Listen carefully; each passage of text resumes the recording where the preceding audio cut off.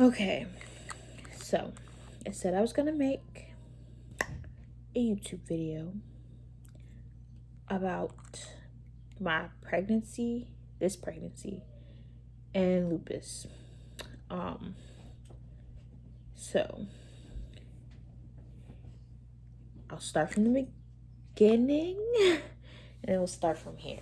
So, and by the way, I'm doing my nails because spa treatment. But so here's what happened. Got pregnant with Skylar. Everything was growing good. I knew that she would be a high risk pregnancy because Trey was a high risk pregnancy. Now, when I went in, confirmed that I was pregnant, I was going to ultrasounds, and I believe that same day we got all my ultrasounds scheduled. So I'm getting all my ultrasounds scheduled through this doctor, and he's a part of the high risk OB team. And we go back, we talk about how hey, you haven't taken any of your meds, yada yada yada, just the basic crap that I deal with all the time because I don't take my meds for my lupus. Haven't taken them since Trey was 6, since I was pregnant with Trey, 6 months. And so I don't want anybody to go. If you have lupus and you are taking your meds and they are working for you, please continue to do so. I'm not a doctor. I'm not a physician. I got no medical degree. It's just what works best for me. And when I say that, I have not had a flare-up since 9th grade. I have not had a flare-up. I haven't been admitted to the hospital. No kidney pains, no going to the ER, none of that. Like, I've just been living my life. So, as many of you know, with Trey, his placenta stopped working. I did not have preeclampsia, did not have high blood pressure until I was 36 weeks. No swollen feet, no signs of preeclampsia, nothing. I was crystal clear. His placenta stopped working. So he was in the NICU for a week. When I had him, he was 3 pounds, 13 ounces. When he got out of the NICU, he was 4 pounds, 1 ounce. So, everything was cool there. So, with Skylar, I go in for my ultrasound, whatever they confirm. I scheduled all of my ultrasounds out until my due date, which is July 1st, based off of how big my baby is in my last period. And so I do all this, and I'm going to my ultrasounds back to back. Got pictures, everything looks good. Cool. Around 30 weeks, my feet were swollen.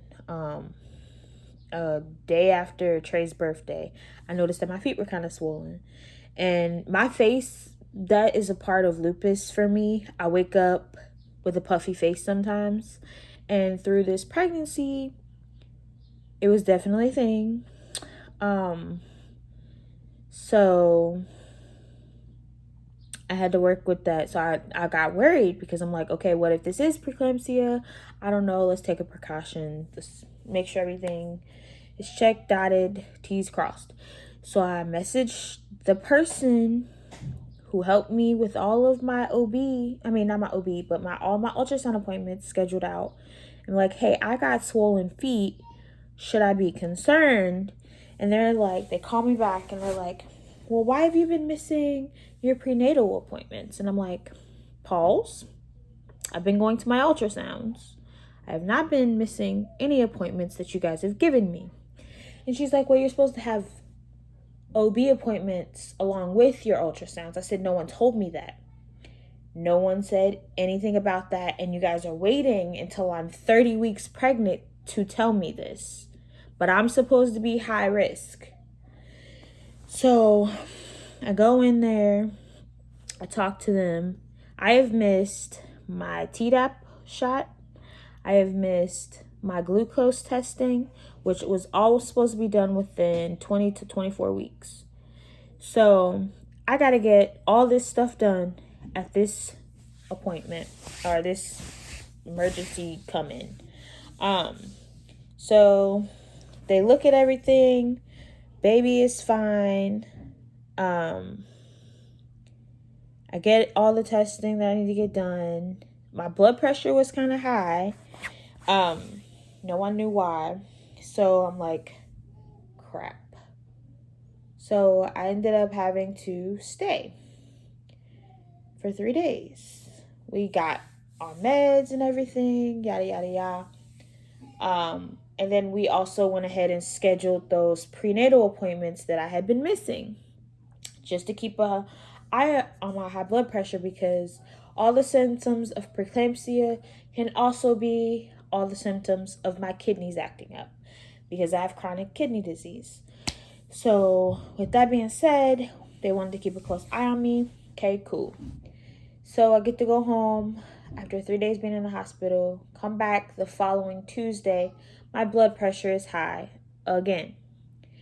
So they keep me again.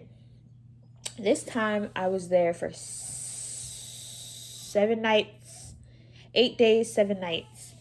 And I was going insane in there. I don't know how people do it. I couldn't do it.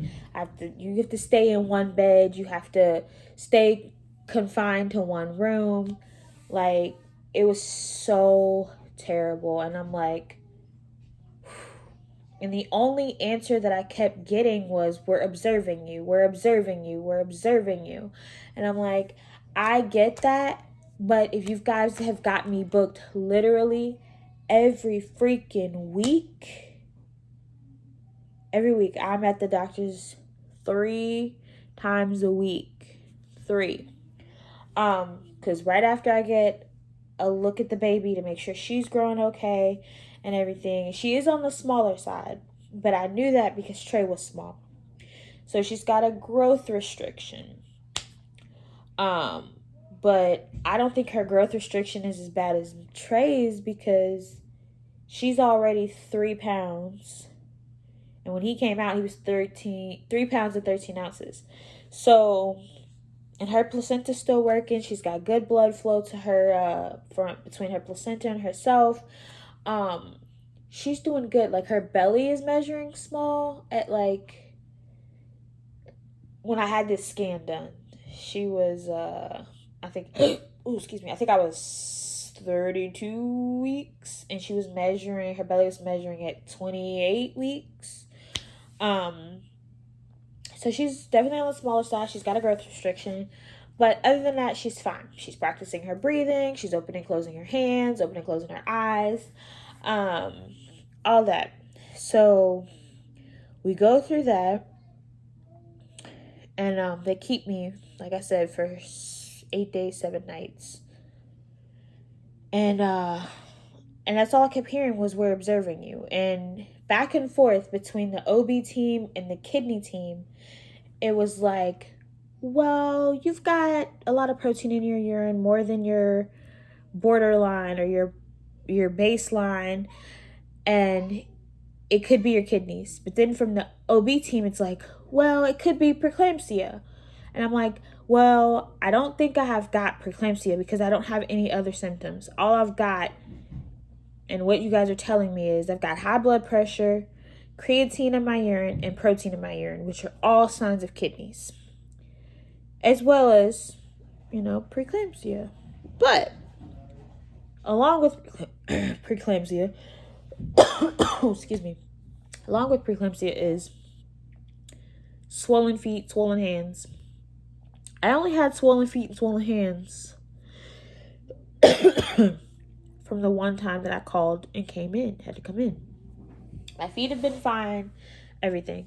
So they put me on this blood pressure medication, and I tell them, okay, I'm going to take this just for this baby. So I don't want her to come out any earlier than she's got to, even though I know that with all the medical technology, she will be fine. I'm not trying to be harsh. I'm not trying to be mean, but she will be fine. And that was their whole thing. Well, we want to make sure you and the baby are fine. And I'm like, if you're literally telling me I am very close to dialysis with my kidneys, then you're not really thinking about me. And then you're telling me, well, we don't want to take her out. Okay. It's like they were, to me, it felt like the kidney team and the OB risk team were not communicating. They would all come in with different things, and it just was so overwhelming because literally I wasn't hearing a solution to the situation. I was just hearing, we're observing you. You've got protein, high blood pressure, and creatine in your urine. That's the only things that we could agree on. And they kept calling me a difficult case because I have not had meds for 3.5 years. And before I got pregnant with Skylar, I had a doctor's appointment with my kidney doctor. And she's like, oh, okay, you do need to take your meds. You know, in her professional opinion, she was like, you need to take your meds. And I'm like, okay, well, I'm not. And she's like, well, I see that the protein has actually gone down in your urine. And I'm like, okay. So that's a good thing. And, you know, she was kind of baffled by that. And I'm just like, yeah, for me, my meds make me worse. They make me depressed. They make me sluggish. They make me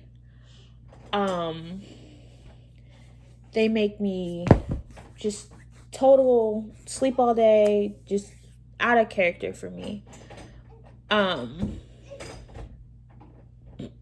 My son's trying to get in here. All that. So I'm like, I'm not taking these freaking meds. And that's what worked for me. I changed my diet a little bit. I got my stuff. That was all. Here you go, babe. Oh, sorry. Here's his. I don't know where it's tied. Oh, it's hanging up where it's supposed to be. His towel? Yes. Yeah, turn off. Okay. His head's still wet. My towel's dry. Sorry about that. Mom life. So it was working for me. I changed my diet. I was more active, more positive. It worked for me. So with that being said, you know, I'm like, okay, this baby's gonna be the same way. No. Skylar is dragging me through the ringer.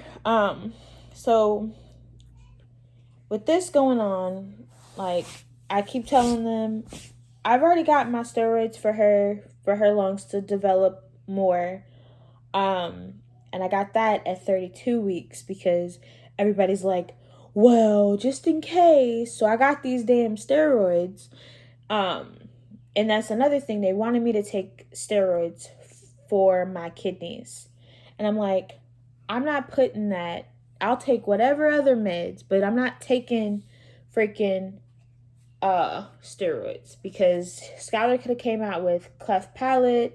There was no guarantee, but the harm for her was too big for me. So I'm like, look, I'm not taking no steroids. I'll take the blood pressure medication. I'll take the freaking kidney meds that y'all got me on. Whatever. But I ain't taking no steroids for my kidneys that can harm my baby. Now, the steroid shots that I got for her are completely different. There's 2 different types of steroids.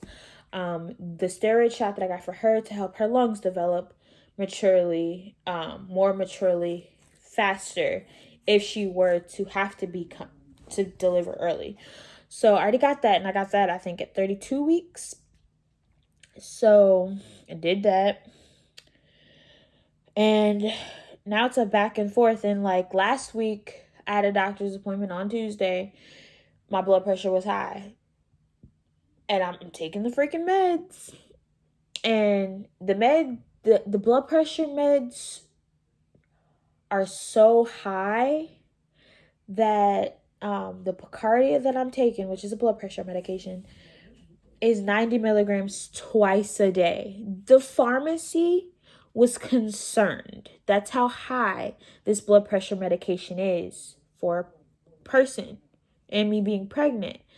And I'm like, if they're freaking concerned and everybody's concerned, why can't we go ahead and induce her? Um, that's what I'm not understanding. Why can't we go ahead and induce her? I understand she's gonna have to stay in the NICU.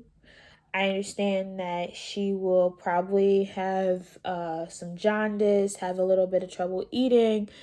I understand all of that, but her chances are greater out here than in here because you're telling me that everything I have, my kidneys are gonna fail.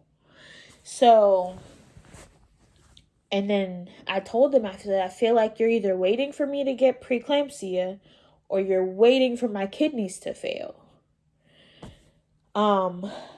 And I don't know why they keep sticking the pregnant doctors with me. Like we gonna relate on something. The only thing that we can relate on is the fact that we are both pregnant.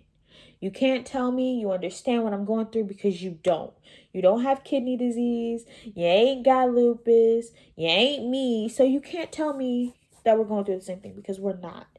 And that's another thing that angered me. And I'm like, just stop. Just stop telling me that because we're not going through the same thing. It's not going to happen. It will never happen. Stop. So, they wanted to keep me last week. And I was like, no, you're not going to keep me because every time I come into this hospital now, I have high blood pressure. My anxiety levels go through the freaking roof because I got to be here. Okay. So I'm like, yeah, no, we ain't staying here. And they were like, well, if you have any other symptoms, you can come in.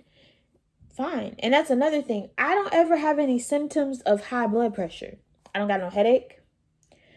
No dizziness, no nausea, nothing. I don't have anything. I just have the high blood pressure. And I'm like, and like every time the doctor's like, you don't feel anything. I'm like, no, I don't have a headache, not sweating. I don't feel like I'm going to throw up. Nothing that they want to be wrong with me is wrong with me. So, and I'm all for this baby. So I'm not going to lie to them because that's stupid. That's useless. If I'm going to take the time to go to the doctor, I'm not about to lie to them about anything. I'm not doing anything wrong. I don't have anything to hide. So I'm definitely not going to lie to them about anything. So there's that. And I'm dealing with all of that. And it's just like, it's annoying because I feel like once Skylar is out and she's doing okay on her own and perfectly fine, my kidneys will be fine. My lupus does not like sharing my body with anybody else. I know that sounds weird, but it didn't like Trey as much, and it doesn't like Skylar. It does, which is fine because this is my last kid. But me and my lupus were perfectly fine when we don't have a pregnancy involved. So there's that. But yeah, it's just annoying because they don't have an answer and they're making me go through all this stuff. I'm like, I have a kid at home. Me and hubby are missing out on money from work and stuff simply because I have to be here and y'all not giving me a solution to this problem. And I think that's what's really annoying. There is no solution because they can't tell if I've got preeclampsia. They can't tell if my kidneys are just being assholes. They can't tell anything. Nothing can they tell me. So I'm annoyed. And being in that hospital, y'all, I can't do it. It'd be different if like I could have Trey with me, but Trey can't come to the floor. It'd be different if we had a better situation for him to be taken care of during the day, because Trey doesn't go to daycare. He's home with me. And Melvin could go to work. It would be a completely different situation if we had everything taken care of. And we don't. Like, there's nobody who can watch him that I trust during the day. So there's that. I feel like my kid will drive you up a wall. So he's got a lot of energy, and anybody who's got kids knows what I'm talking about. The boy's got a lot of energy, okay? A lot of energy. And I just don't I don't want anybody to take their anger out on my kid. Just because he's got a lot of energy, which is why he's not in daycare until he can give me full-blown sentences about who did what, why he got a bruise, or, whatever the case may be. And that's just how I feel about the situation. So, there's that. And that's why I work at night and Melvin works during the day. So I can watch him during the day and Melvin can watch him at night. That's the situation that we have as a family. And it works. But that's the situation. Like, I'm ready for her to be out so that my body can heal. She'll be perfectly fine and healthy. I'm just highly annoyed with the situation, especially because I don't have any answers. So there's that. But yeah, just trying to make the best out of it. I'll be 34 weeks on Thursday. So either they're going to induce me or we're going to see how my labs look. And that's another thing. Like, the day last week she wanted to keep me. She was like, well, can we do blood work? I was like, sure, we can do blood work. And so when we did blood work, it just showed that everything was normal. Everything was fine.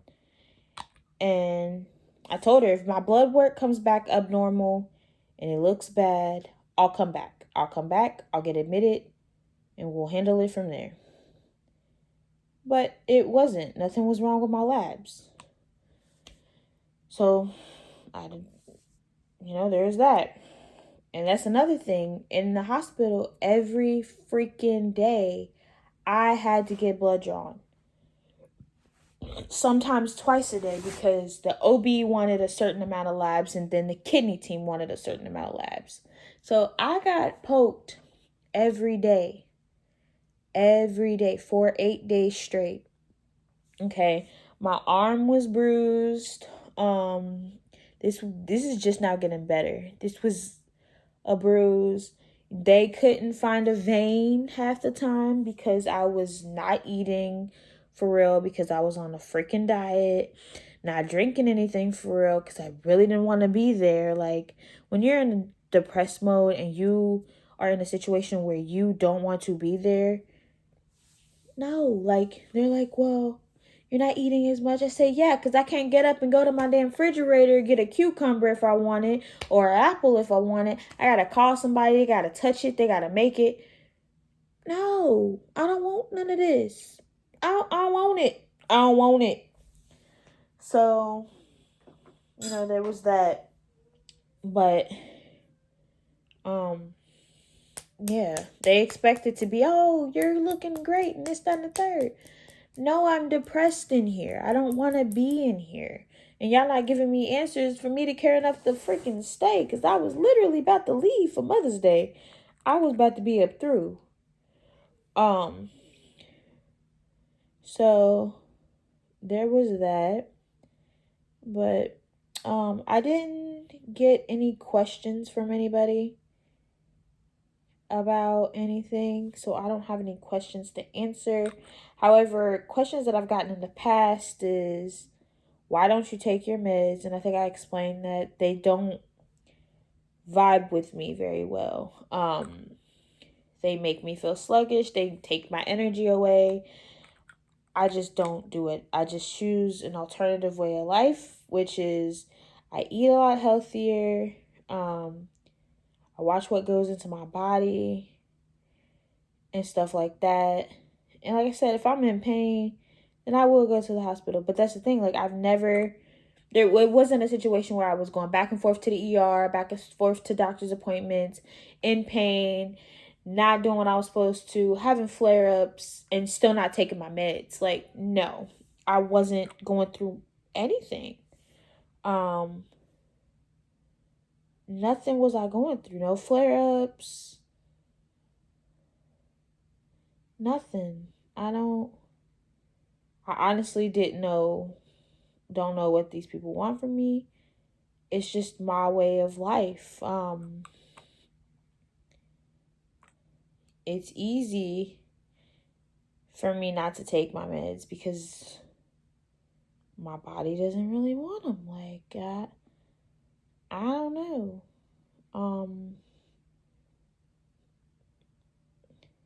But yeah, I don't know, y'all. That's just me. I don't like to take them. They don't benefit me. So I don't take them. And that's just me. I'm not telling anybody not to take their meds. Like I said, I'm not a doctor. I'm not a physician. It's just my experience and what works for me. And I've got different friends who've got lupus, and we all come from different walks of life. And they take their meds and they're fine. They're great. It's cool for them. It's just not cool for me. So, I don't. There was a point where I was taking up to 15 meds at one time, and in my high school year, no, I'm just not doing it. No. So I don't. But that's that. Hopefully tomorrow goes well. I'm praying and meditating on it. And hopefully I don't have to stay, or they'll have a game plan. Either way works for me. So we shall see. I will keep everybody posted, but that's it. That has been my 2 different experiences with my lupus and pregnancy. One's really good, except for like towards the end, and one's really bad. And I'm just like, so, but yeah, I got my girl and I got my boy, so I'm definitely getting my tubes tied. I'm not having any more kids. If I have an urge to fill the nest again, I can adopt a kid. I can foster a kid. I can foster an animal. I can do all of that. I've got options, but I've had 2 beautiful kids, and I am not having any more. So that is my journey. Hopefully I'll be able to update you guys tomorrow when it all comes to a head. So we'll see. We shall see. But I'll talk to you guys later. I'm about to go to bed. I'm tired.